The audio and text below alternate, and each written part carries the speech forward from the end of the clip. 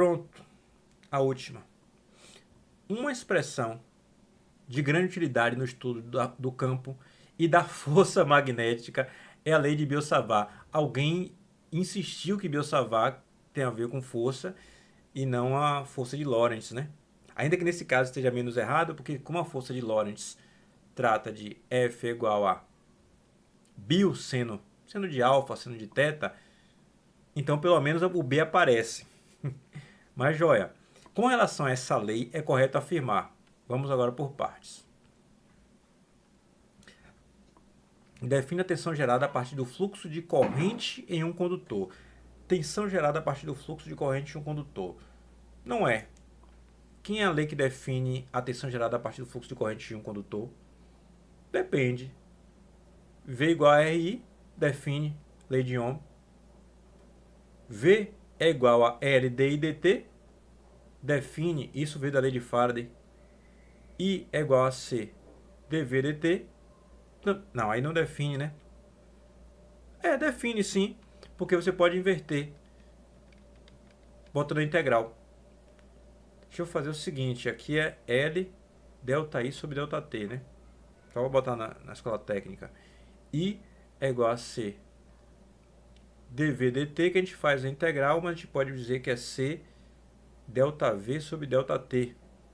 Então você pode encontrar a variação de tensão sabendo a corrente de qualquer forma. I sobre C vezes delta T.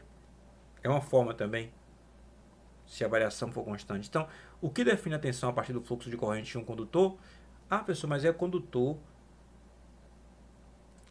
Capacitor não é condutor, capacitor é resistência. Olha, se você pensar no concurso, sim, é verdadeiro. E se pensar em CC, em corrente contínua, é verdadeiro. Mas se você pensar em corrente alternada, os condutores também têm entre si efeitos capacitivos, principalmente quando eles são isolados. Então, no final das contas, existe também capacitância em relação ao condutor. Mas se você pensar em concurso, talvez, se tivesse de ampliar a discussão, era mais o foco na lei de Ohm, que define de fato a tensão em relação ao fluxo de corrente, seja corrente contínua, seja corrente alternada. Como a gente quer o correto, isso aqui já está errado, né? Que a lei de Biot-Savart não trata disso. Estabelece o sentido de um campo magnético alternado.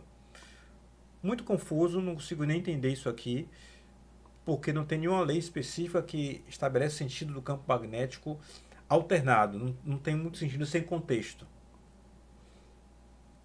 Por exemplo, a lei de Ampère, que a gente usa a regra da mão direita, a gente define o sentido do campo magnético, mas não precisa ser alternado. Para qualquer sentido que ele esteja, qualquer tipo de forma de onda de corrente, a gente consegue saber o sentido do campo, usando a regra da mão direita, por exemplo, com a corrente circulando um fio. Estabelece os vetores da corrente elétrica em um campo magnético. Não é ele que fala a respeito do sentido da corrente a depender do campo. Isso aí, a própria lei da força não magnética, da força elétrica, que define para onde os portadores de carga vão circular. Se você bota um campo magnético e bota uma carga, ela vai circular, uma carga positiva, ela vai circular para a região do campo magnético que tem carga negativa, a lei de atração, né? Aí vem o porém. Se refere ao campo magnético gerado por um fluxo de corrente. Se você pegar a lei de Biot-Savart, a do ensino médio, como eu procurei, como se trata no ensino médio, ela fala isso aqui, ó, que é Biot-Savart apresentada no ensino médio dessa forma. Ela não fala nem de campo magnético, ela fala de densidade de fluxo. Quem fala do fluxo de corrente e campo magnético é a lei de Ampère.